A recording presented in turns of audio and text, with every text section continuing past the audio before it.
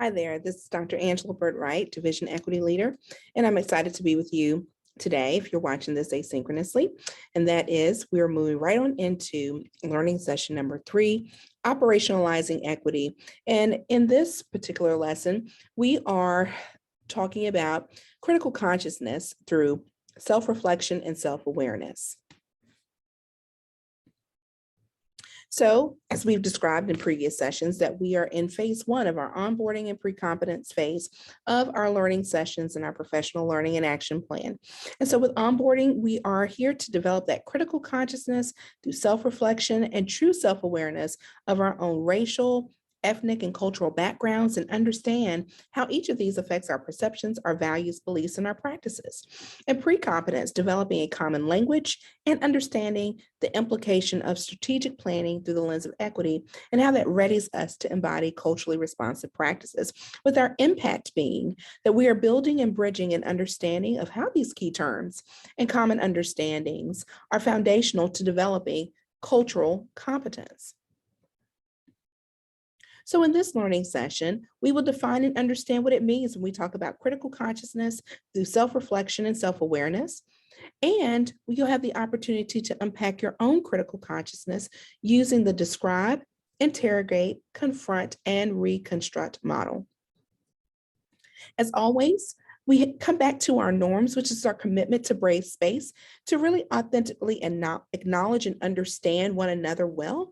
We must operate with those set of norms. And so as our goals we shared in previous sessions together, having that intentional community of learners, we grow through our interaction with one another. We have a constructive space and place to share, to disagree, and to work together, and a comfortable place to be uncomfortable. And in order for us to create such spaces, we'll do our best to be honest and thoughtful, reflective, and staying engaged in the process. And understanding that you speak your truth because your truth may be different from someone else's learned experiences. And we do that by affirming others and also challenging ideas, but not people. And so we listen with intentionality and actively listen to stay engaged in our process together. So as always, we have a driver for our work. And so today, again, is creating that space for authenticity, for critical consciousness, and we will be going back and using a protocol called describe, interrogate, confront, and reconstruct. So just take a moment to reflect and connect. You know, you had these particular questions that were listed in your post-work exercises from our previous sessions. And so we're going to make that connection between learning session 2 into learning session 3. So with that being said, what is a child's right to learn in our division and our schools? And to what degree do you have the will to understand and address issues of disparities for marginalized groups? And then share what might have resonated with you and that purposeful application of what you learned after viewing one of the videos from the self-paced exercise from learning session number 2. So this will be a great time now just to stop the video, to take a pause for just a moment, and then reflect on these 3 questions. After doing so, I'll meet you back on the other side and we'll continue on. This will be a great time now to pause the video.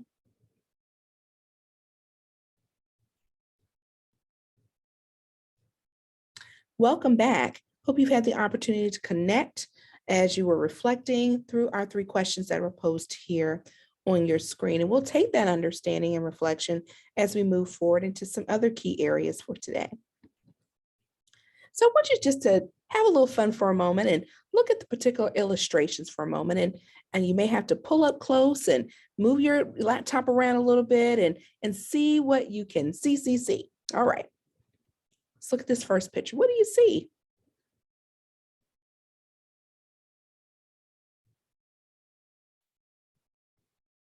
It's giving you that time to reflect.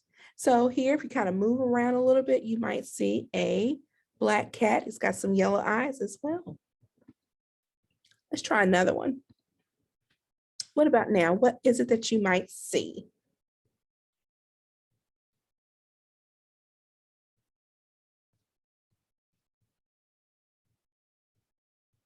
All right, giving you that moment just to reflect and connect there. Some of you might not see anything but just some circles. Others of you might see a snake. If you look carefully, you can see that little forked tongue there. And then some of you might say, well, I see those circles, they're spinning.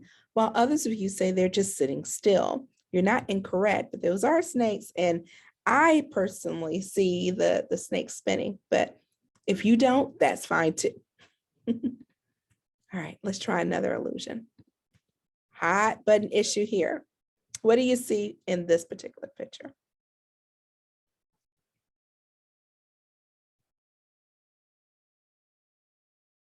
All right, you'll say, okay, Dr. Byrd-Wright, I see strawberries in this picture. So here's my follow-up question. What color are those strawberries? You might be shouting back at the screen, they're red, Dr. Byrd-Wright. Absolutely not. They are actually black and white. And then try your hand at this one. What is it that you might see here?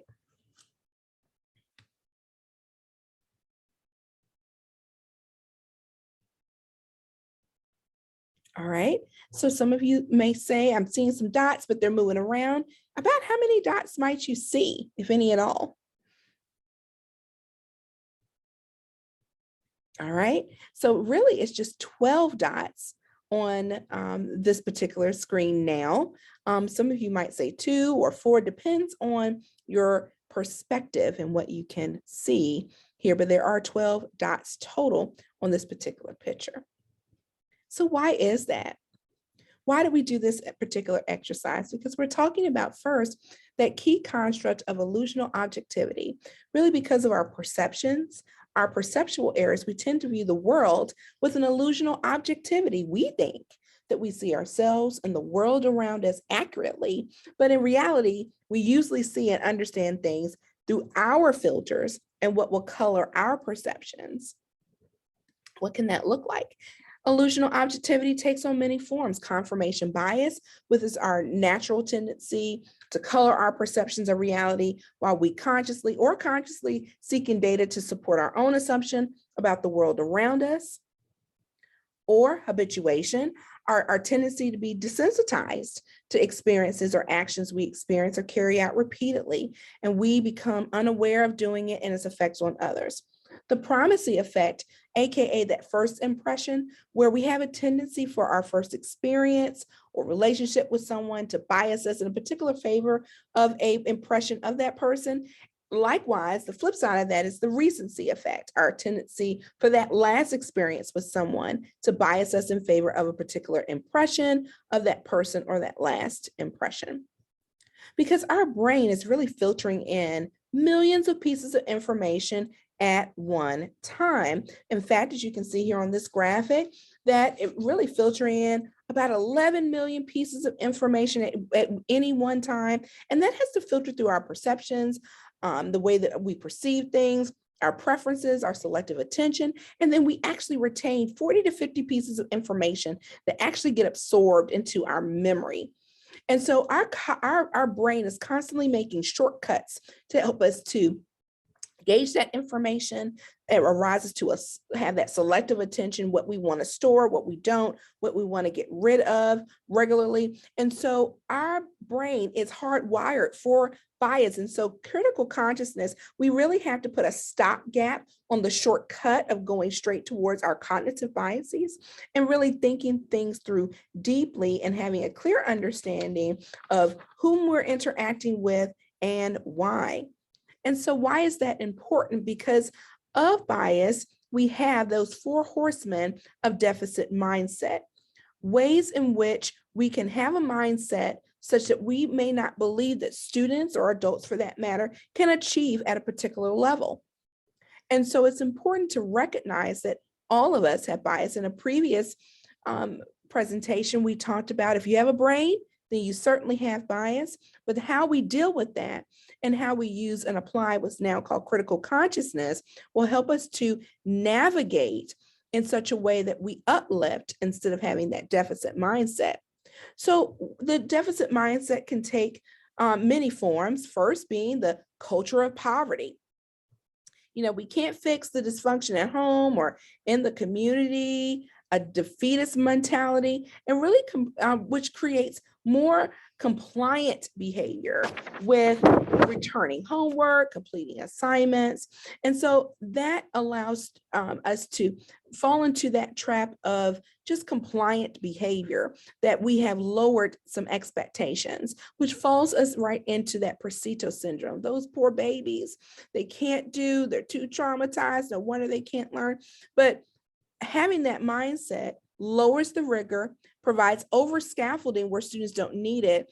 And so we're going through that fragile self-esteem and trying to fix things that really aren't broken to make students feel successful, whether that is with lowering the standards, the things that we do in the classroom for rigor, and such that it is a self-fulfilling prophecy where students end up not performing well because what they've been exposed to has been so low and out of alignment or misaligned that students cannot be successful when they are challenged.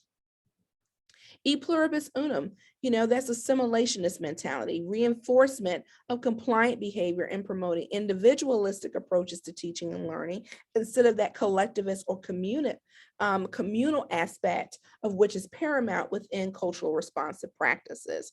And then lastly, the myth of meritocracy. If we just work hard enough, we all have access, that equal opportunity mentality, getting students to work harder, but not providing that differentiation, because we know that equity really is that elimination of the predictability of student performance outcomes based on multiple metrics, but understanding that everyone learns differently. And so we have to meet the challenge of working with our students in such a way that we can uplift them and enhance their work by not downgrading the way that we go about our business in everyday leadership or instructional practices.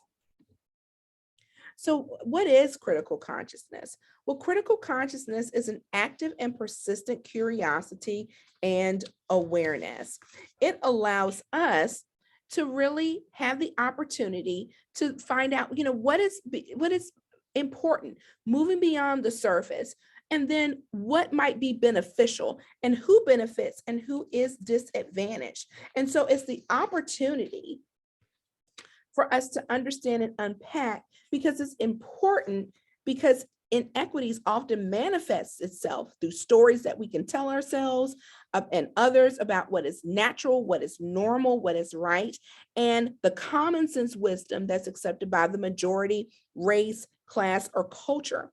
And therefore, when we disrupt educational conditions that advantage some while simultaneously disadvantaging others, requires some careful scrutiny of the assumptions that can be foundational and undergird really dominant narratives. And so critical consciousness allows us a step farther than just, the what, but it allows us to identify the how and the why of those underlying personal and institutional beliefs, assumptions, power, privilege, norms, and practices that can contribute to inequities. So critical consciousness versus the monstars of assumicide. There are multiple assumptions, and understanding those types of assumptions that can impede transformative systems changes and systems approaches or enhancements to create equitable access, opportunity, supports, and outcomes for our students. And we have to be careful not to commit assumicide. And so critical consciousness is an integral part of this process because we have to consciously critique that surface, shallow, or deeply held beliefs that can stem primarily from our culture that may cause us to consistently operate or not to consistently operate, in the best interest of our students or the adults or families that we serve. So one of our monsters of assumicide is prescriptive assumptions, our beliefs about the way things should be and the way things could have been and why people should act a certain way, including acceptable speech and action patterns. Next, causal assumptions, beliefs about causes and their effects that often use an if-then logic. And then paradigmatic assumptions, those deeply held beliefs that frame the way we look at, the way we understand or perceive the world around us. So take a moment for just a minute or two, just to look at and describe what you might see. You can jot it down on a piece of paper somewhere or type it in your notes, but describe what you might see.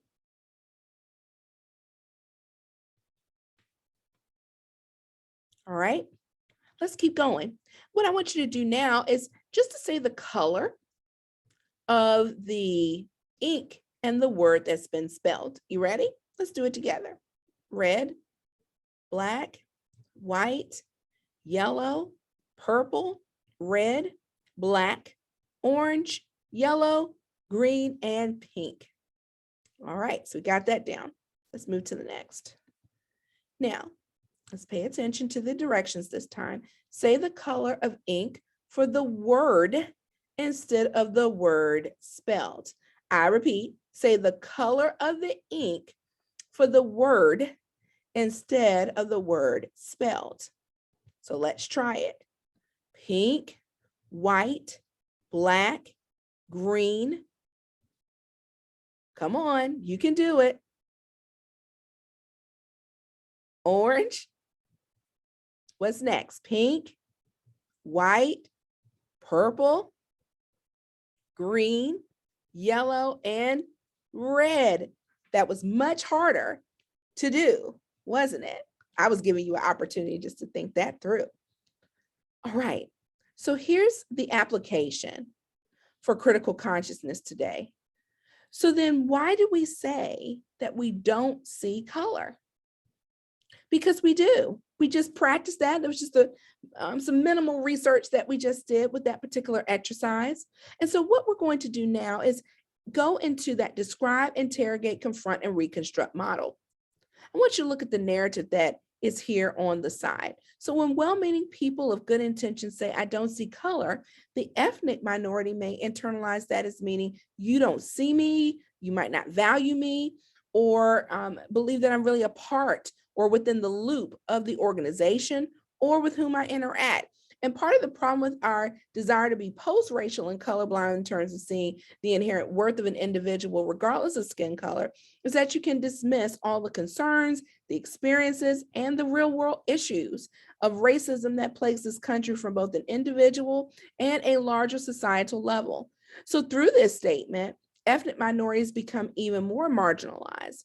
And so as we skip down here in the text, you'll see that culturally responsive educators engage in reflections. There's that key word again, reflections of their beliefs, behaviors, and practices by challenging stereotypes, biases, microaggressions, and deeply held assumptions or beliefs about marginalized groups. So as we review here, I want you to take for a moment to reflect. So what's the practice? What is it that you do when you maybe put yourself in the frame of this particular narrative here? I want you to describe what you do.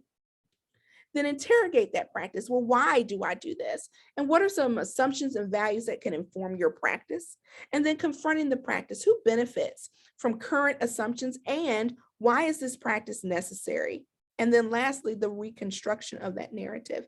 How might I do things differently? I want to give you just a few minutes on this one. So take as much time as you need here, but I want you to pause the video at this time and then practice this particular narrative using that describe, interrogate, confront, and reconstruction of the narrative. This will be a great time now to pause the video.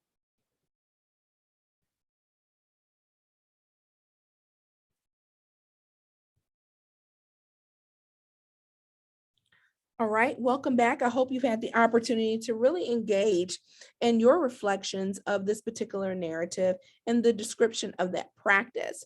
We're going to move forward in our presentation at this time because it's so important to understand that the work that we are engaging in, the conversations that we are having, involves a community of practice. If you look at that graphic, you see that this work can get messy and complicated and hard, and it really takes our will and our courage and humility to articulate what those assumptions are that can underlie our practices to create meaningful changes.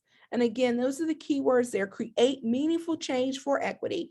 And yet without critical examination of our thinking, our practices, our systems, our processes, we are bound to remain stuck in technical and procedural shifts rather than making that transformative change for education equity. And so communities of practice allow us to engage in another powerful setting to regularly engage in critical consciousness. So we have completed learning session number 3 of our onboarding and pre-competence phase. You again can see the impact statement that's on your screen along with the description. We'll then be moving into learning session 4, where we will be examining racial equity, anti-racism, and fragility, and its impact on student achievement and the whole of the organization. That particular learning section will actually be broken into 2 parts, a part A and a part B. And so that will come forth when we do those sessions live, and then we'll come back together and have those recorded for those who are unable to attend those sessions in the live sessions in one of your principal or assistant principals meetings. We will come back together and have that asynchronous time for you to follow up. And so with that being said, this is the opportunity now before your next session together that you will engage in that self-paced work. Also in the presentation, you have a reminder to complete your post-work exercises from learning sessions 1 and 2. So as always, I want to thank you for your time, your commitment, and your energy as we went through learning session number 3 as we operationalize equity and looking through that lens of critical consciousness through self-reflection and self-awareness. Take care now. Bye-bye.